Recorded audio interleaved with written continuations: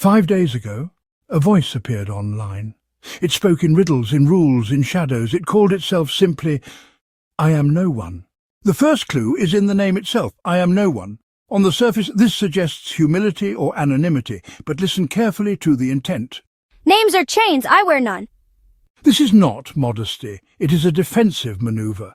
By rejecting a name, they reject accountability. To be no one means to be untouchable, beyond attack. Yet, paradoxically, it becomes a form of superiority. They alone are free of chains. This reveals a fractured identity, alternating between ego inflation and ego negation. What is built on lies will tremble. What is built on fear will crack. Here, the fixation is on collapse, cracks, trembles, failure. In clinical terms, this is projection. The individual externalizes their own fragility, imagining it in others. What they fear internally, instability, weakness, is cast outward onto enemies. Shadows move in silence, pretenders fall loud. Notice the dichotomy: shadow versus noise, silence versus screams. This is black and white thinking, a paranoid schizoid split. It is a psychological inversion. They condemn in others what they cannot silence within themselves. The so-called 20 rules of the game function less like guidelines and more like scripture. Consider Rule 11.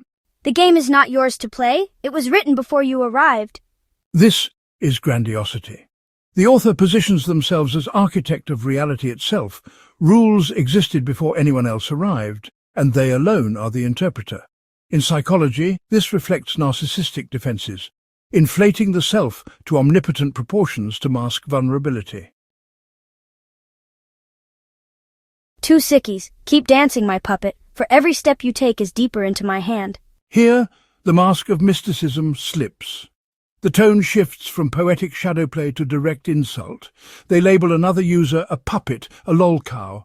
This reveals interpersonal sadism, the enjoyment of degrading others, but also dependency. Without opponents to mock, their identity collapses. The puppet master cannot exist without puppets. Sorry you could never make it in the adult world, failing as an adult before you ever began. This insult is juvenile, almost playground level. The contrast is striking.